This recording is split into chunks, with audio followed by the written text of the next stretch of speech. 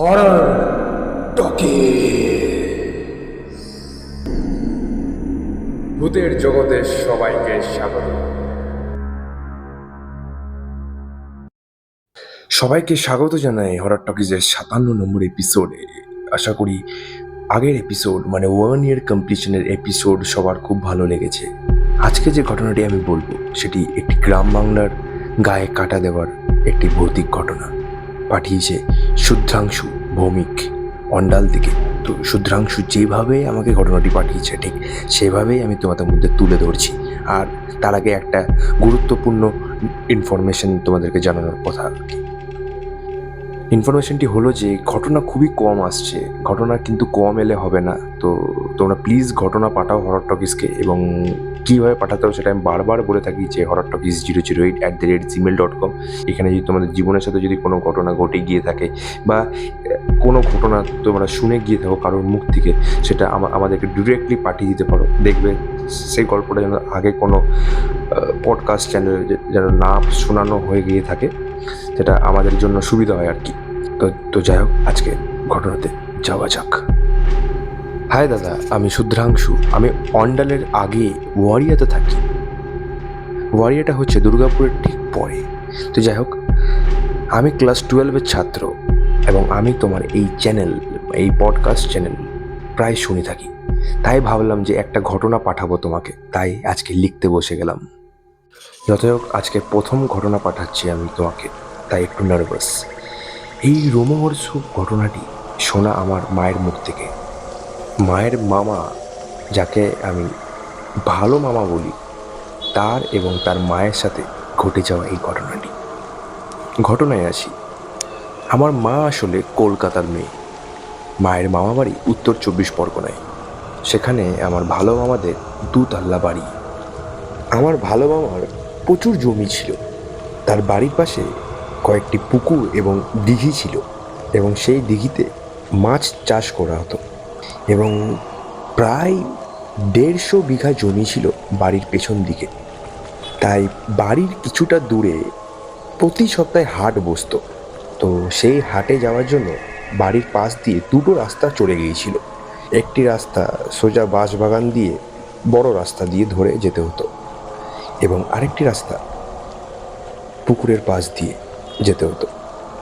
এই রাস্তাটা শর্টকাট হলেও তখন সবাই এই রাস্তাটা এড়িয়ে চলতো। এই পুকুর পাড়টিতে তখন বিরাট বড় একটি তেঁতুল গাছ ছিল। ভালো মামার মা একদিন হঠাৎ পুকুর পাড় দিয়ে এসে পড়ে হঠাৎ অসুস্থ হয়ে পড়ে। অনেক ডাক্তার কবিরাজ দেখানো হয়, কিন্তু কিছুতেই তিনি আর ঠিক হন না। কিছুদিন পর যখন তিনি ধীরে ধীরে সুস্থ হয়ে উঠলেন, তখন কেমন যেন একটা হয়ে গেলেন তিনি। হঠাৎ রাত্রেবেলা বাড়ি ছেড়ে চলে যেতেন। যখন সবাই টের পেত তখন তাকে খুঁজে নিয়ে আসা হতো। তো এমনই একদিন রাত্রেবেলা ভালো মামা টের পেলেন যে তার মা আর রাত্রেবেলা ঘরে নেই। সবাই মিলে খুঁজতে বেরোনো হলো, কিন্তু কোথাও তাকে খুঁজে পাওয়া গেল না। তারপর দিন সকালবেলা তার মৃতদেহ ভেসে থাকতে দেখা গেল সেই পুকুর ধারে। এই ঘটনার পর বাড়িতে শোকের ছায়া নেমে পড়ল। এর কিছুদিন পর ভালো মামা ওই হাটকলার পুকুরের পাড়ের পাশ দিয়ে বাড়ি ফিরছিল, কিন্তু সন্ধ্যা পেরিয়েও রাত হয়ে গেল, তিনি আর বাড়ি ফিরলেন না।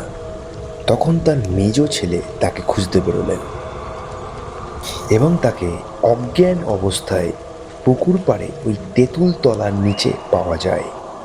তারপর তাকে বাড়ি নিয়ে আসা হয় এবং সেবা যত্ন করে তার জ্ঞান ফেরানো হয়।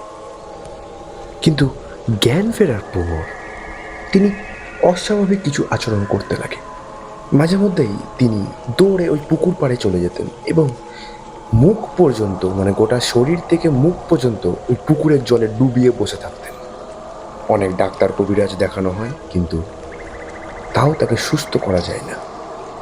এরপর একদিন তার মেজ ছেলে একটা জিনিস লক্ষ্য করে যে তিনি ঘরের কোণের মধ্যে দাঁড়িয়ে পড়ে কিছু একটা করছেন। কাছে গিয়ে দেখতেই তিনি দেখলেন যে সে বাড়ির কিছু কাপড় কাগজ একসাথে পুঁটলি বানিয়ে তার উপর কেরোসিন ঢেলে আগুন জ্বালিয়ে দেওয়ার চেষ্টা করছে। তারপর সবাই মিলে তাকে নিরস্ত্র করা হলো এবং একজন মৌলানা সাহেবকে ডেকে আনা হলো। মৌলানা সাহেব বাড়ির মধ্যে পা দেওয়ার মাত্রই ভালো মামা কেমন একটা হিংস্র টাইপের হয়ে গেল। মৌলানা সাহেবকে কামড়ানোর চেষ্টা করে ভালো মামা। ভালো মামাকে দেখেই মৌলানা সাহেব বলে যে ওর হাতে একটা আয়না দাও। আয়নাটা হাতে পেতেই ভালো মামা মৌলানা সাহেবের দিকে আয়নাটা জোরে ছুঁড়ে মারে। আমি ওর মাকেও ডুবিয়ে মেরেছি, ওকেও মারব। ভালো মামার মুখ থেকে সম্পূর্ণ সব কিছু শোনার পর মৌলানা সাহেব বলে যে পুকুর এবং ঘরের চারিপাশে 4টে ব্রেক পুঁতে দিতে হবে, এই উপদেশ দেন মৌলানা সাহেব। এবং ওই তেঁতুল গাছটিকে সম্পূর্ণভাবে কেটে ফেলতে হবে। যথারীতি মৌলানা সাহেবের কথা মতন সব কাজ করা হবে এবং তারপর ভালো মামাকে কিছু মাদুলি দেয় মৌলানা সাহেব। এরপর থেকে কিছু সমস্যা হয় না। এই জিনিসটি কী ছিল সেটা আমরা কেউ বুঝতে পারিনি, কিন্তু মৌলানা সাহেব বলেছিল যে এটি একটি জিন যার নাম সাফাও। তিনি নাকি 37 বছর ধরে পুকুরের পাশে ওই তেঁতুল গাছে বাস করছিলেন। এখন সময় বদলেছে, এখনও ওই রাস্তা দিয়ে কেউ সেরকম যাতায়াত করে না, কিন্তু পুকুরটি এখনও রয়েছে। এই ছিল ঘটনা দাদা। ভালো লাগলে অবশ্যই আমাদের এই হরর টকিজ প্ল্যাটফর্মে শুনিও। তোমার কণ্ঠে শোনার অপেক্ষায় রইলাম হরর টকিজে। ভালো থেকো। অসাধারণ একটা ঘটনা শুনলাম শুদ্ধাংশুর কাছ থেকে। এমনি একটা নস্ট্যালজিয়াস, এমনি একটা স্ট্রেঞ্জ ঘটনা পেলাম, এটা আমার ধারণার বাইরে ছিল। আমি যখন ঘটনাটি স্ক্রিপ্ট রেডি করছিলাম এই এপিসোডের জন্য, তখনই আমার ঘটনাটি চোখে পড়ে এবং এটি আমি সিলেক্ট করি হরর টকিজের 57 নম্বর এপিসোডের জন্য। যাই হোক, শুদ্ধাংশুকে অসংখ্য অসংখ্য ধন্যবাদ হরর টকিজের ফ্যামিলির তরফ থেকে। এবং আমি বলবো যে তোমরাও শুদ্ধাংশুর মতন ঘটনা পাঠাও আমাদেরকে। ঘটনা পাঠাতে গেলে কী করতে হবে, মেইল করতে হবে হরর টকিজ মেল ইনবক্সে, দ্যাট ইজ horrortalkies008@gmail.com। এখানে তোমাদের জীবনের সাথে যদি কোনো ঘটনা ঘটে গিয়ে থাকে সেটা নির্দ্বিধায় আমাকে পাঠিয়ে দিতে পারো। একটু খালি খেয়াল রাখবে যে ওই ঘটনা আগে কোনো চ্যানেলে না শোনানো হয়ে গিয়ে থাকে যেন। যাই হোক, দেখা হচ্ছে পরের রবিবার ঠিক রাত 11টায়। শুনতে বলো না হরর টকিজ।